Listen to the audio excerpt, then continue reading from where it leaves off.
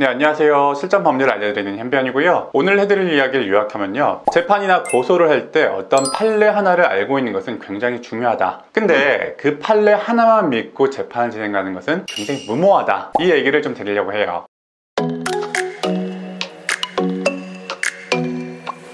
자, 요즘에 인터넷이 워낙 잘 돼 있잖아요. 인터넷으로 어떤 판례나 법리에 관한 블로그 이런 걸 찾아보고 오시는 분들이 굉장히 많이 있어요. 미리 어느 정도 리서치를 해주고 오시면은 저도 설명하는데 시간이 좀 덜 걸리고, 이 소송에서 변호사를 통해 어떤 것을 목적하고 있는지 정확하게 좀 알 수가 있기 때문에 이 의뢰인분의 의도를 정확하게 캐치할 수가 있죠. 아무래도 상담 시간도 줄어들고, 만약에 나중에 재판까지 가더라도 훨씬 더 용이하게 목적한 바를 이룰 수가 있게 됩니다. 자, 근데 문제는요, 정말 그럼 블로그 하나, 판례 하나만 믿고 오시는 분들이 있어요. 변호사님, 제가 지금 이런 상황인데 이 판례를 보는 순간 머리에서 영감이 탁 떠오르면서 이렇게 하면 이길 수 있겠구나, 이게 맞는지 한번 찾아보러 왔다, 이런 분들이 꽤나 있으세요. 사실 이런 경우는 다행이죠. 본인의 사안에 이 판례가 적용될 수 있는지 아닌지를 확인하러 변호사까지 찾아오셨으니까. 그런데 일반적인 경우에는 이런 변호사 상담까지 오지 않고 그 판례 하나 믿고 블로그 하나 믿고 재판까지 가거나 고소를 하거나 또는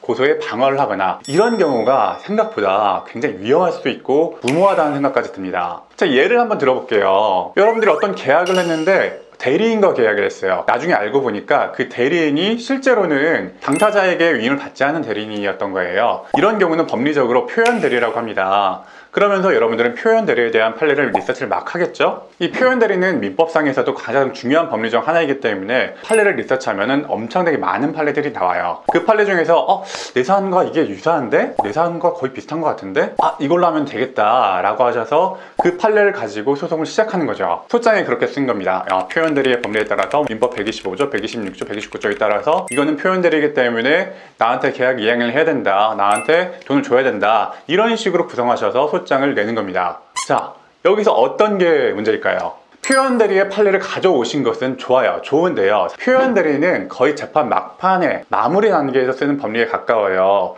이 표현 대리의 법리가 나오기 전까지는 그 전에 앞서서 수많은 법리들이 산재해 있습니다. 실제로 변호사끼리 싸우는 법정에서는요, 이 표현 대리의 법리가 있기 전에 우선 유권 대리를 주장해보고 상대편에서 무권 대리를 주장하고 그 다음에 표현 대리를 주장을 하고, 이런 식으로 레퍼토리가 흘러가요. 유권 대리 뭡니까? 너희가 무권 대리를 주장하더라도 이거는 대리권이 있었던 거야, 너의 위임을 받고 행동을 한 대리인이기 때문에 이거는 행위가 유효한 거야, 계약 자체가 유효한 거야, 이런 주장부터 먼저 하게 돼요. 예를 들어서 그 계약서는 일단 굉장히 중요한 증거로 취급되고 거기에 대표 직인이나 법인의 직인이 찍혀 있다면 일단 유효하게 성립한 처분 문서로 볼 수가 있기 때문에 일단 유권 대리를 주장하는 것이 굉장히 유효한 법률적인 행위인 겁니다. 반대로 상대편 입장에서는 이것이 유권 대리가 아니고 이 계약서에 문제가 있고 어떤 문제가 있다라는 것을 적극적으로 입증을 해야 되는데, 예를 들어서 이 대표 직인이 위조가 되었다거나 제3자가 그 대리인이 도장을 마음대로 가져가서 마음대로 찍은 것이다 라는 것을 적극적으로 입증을 해야 됩니다. 그러니까 입증 책임이 상대 측에 있게 되는 거죠.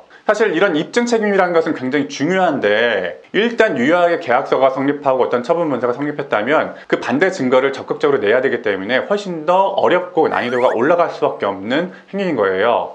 그래서 유권 대리를 먼저 주장해 보는 것은 상대편이 어떤 증거를 가지고 있고 어떤 주장을 할지, 어떤 입증 자료를 가지고 있는지를 확인해 볼 수 있는 아주 유효하고도 중요한 주장인데, 유권 대리를 빼먹고 표현 대리부터 주장한다? 이건 유권 대리는 아니야, 무권 대리인 것까지 인정할게 라고 건너뛴 다음에 표현 대리부터 주장하는 거기 때문에 사실상 소송에서 유리한 고지를 이미 잃고 시작한 것과 마찬가지예요. 내가 유리하게 싸울 수 있는 부분은 이 유권 대리 부분인데, 내가 유리한 고지에서는 인정을 하고 후퇴를 해버린 다음에 거기서 아무리 적합한 판례를 가져오면 뭐합니까? 거기까지 가서 아무리 좋은 총으로 좋은 칼로 싸워도 이 장소 자체가 내가 현저히 불리한 장소에서 싸우는 것과 마찬가지거든요. 그러면 자연스럽게 내가 이 소송에서 패소할 가능성이 높아지는 겁니다. 이 판례 하나만 믿고 여기까지 후퇴하기 전에 그 앞서서는 나한테 유리한 법리가 없는지, 상대편은 어떤 입증자를 가지고 있는지, 또 더 나아가서 만약에 이 전쟁에서 패소하더라도 그 대리를 했던 놈은 진짜 나쁜 놈이잖아요. 그 대리를 했던 놈한테 어떤 사기죄나 횡령, 배임 이런 것을 따로 걸어볼 수 있는 증거 자료는 어떻게 확보할 것인지,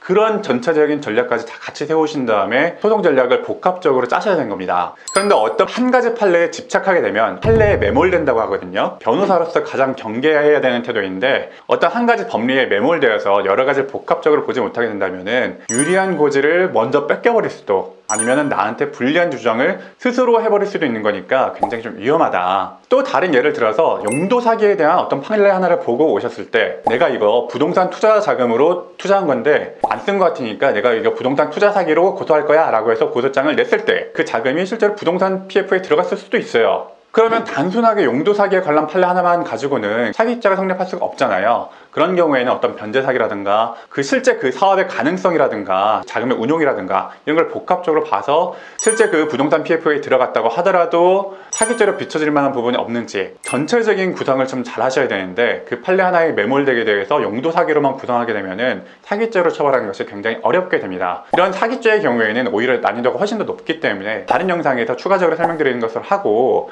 오늘은 어떤 용도 사기와 관련된 판례 하나만 보고 내 사례랑 비슷한데? 라고 신나서 고소를 하게 되면은 오히려 좀 안 좋게 되는 경우도 꽤 있다. 이런 정도로 일단 알고 계시면 좋을 것 같아요. 내용을 세 줄 요약하면요, 블로그나 인터넷을 통해서 법리와 판례를 검색해 보시는 것은 굉장히 좋다. 어떤 판례 하나만 알고 그 판례만 믿고 진행하는 것은 굉장히 무모하다. 최근에는 블로그도 이 변호사들이 다 쓴 것이 아니라 마케팅 직원들이 쓰시는 경우도 굉장히 많이 있거든요. 그러다 보면은 좀 잘못된 블로그도 있고 내용 자체에 문제가 있는 그런 블로그도 꽤나 있어요. 너무 긍정적으로 승소 가능성만 얘기하는 블로그도 많이 있고, 여러 가지 경우의 수를 점층적으로 검토를 해봐야 되는데 그렇지 못한 블로그가 굉장히 많기 때문에 주의하셔야 됩니다. 그러니까 결국 꼼꼼하게 법리도 따져보고 판례도 따져보고, 이 판례가 우리 사안에 딱 맞는 사안인지, 아니면 이 판례를 좀 어설프게 던졌다가 상대편에서 너무 쉽게 반박할 수 있는 그런 판례는 아닌지 다양한 법리와 함께 검토를 좀 해보시는 것이 좋겠다. 이렇게 정리할 수가 있겠습니다. 우리가 치과를 얘기하면요, 어떤 부정기업 하나 맞추는 게 굉장히 어렵잖아요. 시간도 걸리고. 마찬가지입니다. 이 이빨을 어떻게 하면 살릴 것인지, 아니면 과감하게 뽑아야 될 것인지,